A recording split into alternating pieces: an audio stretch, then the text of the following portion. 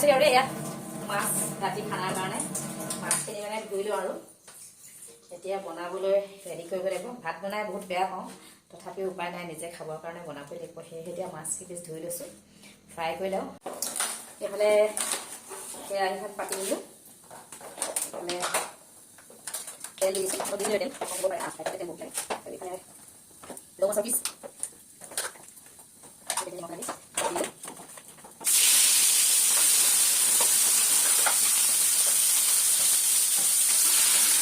সুধিছে একো প্ৰটেকশ্যন কৰি ল'ব পাৰে, মই ভয় লাগে এনেও মুখত ক'লা ক'লা দাগ আকৌ তেল চেল কৰি আৰু গা কৰি ল'ব পাৰে।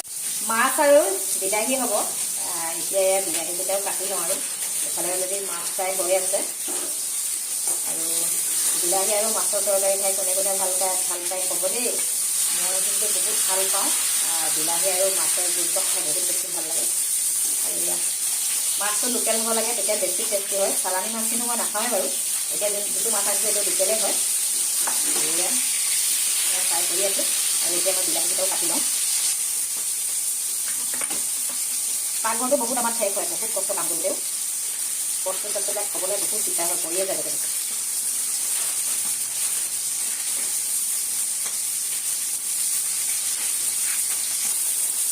বিলাহী কাটি হৈ গ'ল, এইফালে অলৰেডি মাছো হৈছে আৰু এইফালে অলপ ফ্ৰাই হৈ আছে। আৰু এতিয়া বিলাহী আৰু মাছৰ তৰকাৰী বেছি টেষ্টি হয়। কোনে কোনে খাই ভাল পায় আৰু কোনে কেনেকৈ বনাই মোক ক'বচোন। আৰু মই এতিয়া মাছৰ তৰকাৰী বনাম আৰু সকলোৱে গম পায় বিলাহী আৰু মাছৰ তৰকাৰী কেনেকৈ বনায়।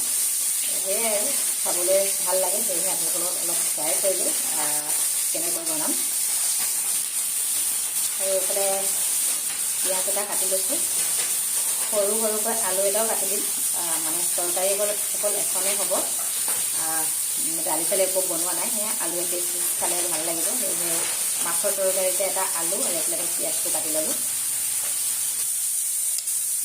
মাছ ফ্ৰাই কৰোঁতে কেৰাহী একেবাৰে জ্বলি গৈছে, এইফালে আলু ফ্ৰাই কৰি লৈছোঁ। তাৰপিছত এইফালে বিলাহীখিনি দি দিম আৰু নহ'লে আলুখিনি দেৰিয়ে গৈছে, মানে আলুখিনি জ্বলি গৈছে। এইফালে আলু আৰু বিলাহী ফ্ৰাই কৰি লৈছোঁ। বিলাহী গোটা গোটাকৈ থাকিব, কাটিবলৈ পাহৰিয়ে গৈছোঁ। লৰালৰি হ'লে মানে এনেকুৱাই হয়। এইফালে মাছ ফ্ৰাই কৰিছোঁ, এইফালে বিলাহী আলু কাটিছোঁ। এজনী মানুহ হ'লে পাকঘৰত সোমাই থাকিলে বহুত লৰালৰি হয় কামবিলাক। কোনটো কাম আগে কৰিম কোনটো কাম পাছে কৰিম হৈ যায়, আৰু মোৰো তেনেকুৱাই হৈ গৈছে। বাছ লজি চাওক ফিটি পাব। আৰু মাছৰ তৰকাৰীৰ লগত একেবাৰে শেষৰ সময়ত ধনিয়া দিব লাগিব। কেঁচা জলকীয়া বাৰু এতিয়াই দিম, এইফালে জলকীয়াকেইটাও ধুই লওঁ। এইকেইটা মানে এতিয়াই দিলেহে অলপ জ্বলা হ'ব। এইফালে কেঁচা জলকীয়া এইফালে দি দিলোঁ আৰু এইফালে এতিয়া আলু বিলাহী হৈ আছে, এইখিনি সিজি লওক। তাৰপিছত এইফালে ধনিয়াও ৰেডি কৰি লওঁ, ধনিয়াখিনি ৰেডি কৰি থওঁ আৰু চব্জিখিনি হোৱাৰ লগে লগে ধনিয়া দিব লাগিব। বা ধনিয়া গোন্ধটো বহুত ধুনীয়া দেই, ধনিয়া কিন্তু গোন্ধটো বহুত ধুনীয়া। ফ্ৰাই মাছ এইফালে দি দিছোঁ আৰু দেই।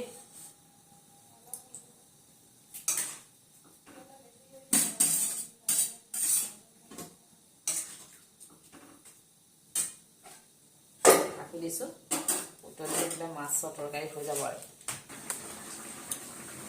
এইফালে মাছৰ তৰকাৰী অলৰেডি হৈ গ'ল আৰু দেই। মোৰ ষ্টেণ্ডডাল কুকুৰে একদম লুটিয়াই দিছে, দেখিছেনে?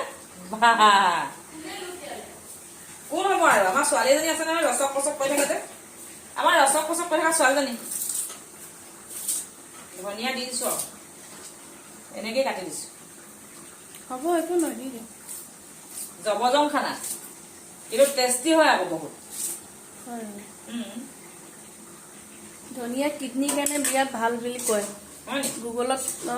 পানী কম হ'ব নি আমাৰ তিনিজনীৰ কাৰণে চব্জিখন? ঠিকে আছে, হৈ যাব। তাৰমানে তাতে নোলাও মানে আপুনিয়ে খাওক। এয়া কেলে নোলাবি? এতিয়া ভাত পানী ৰেডি হৈ গ'ল, খাবলৈ লৈছোঁ।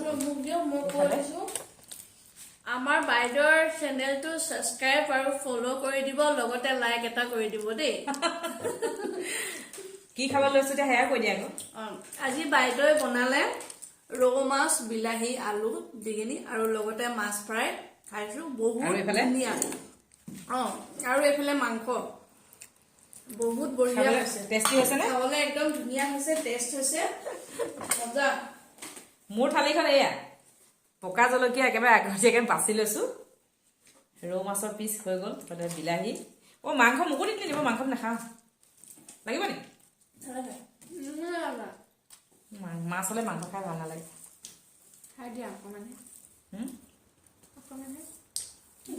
আপুনি ল'লে ঢেৰ জলকীয়া লাগে নি ক'ত আছে ইয়াত আছে মোৰ ওচৰত কোৱা নি দিয়কচোন মোক এটা আৰু কেৰাহীখন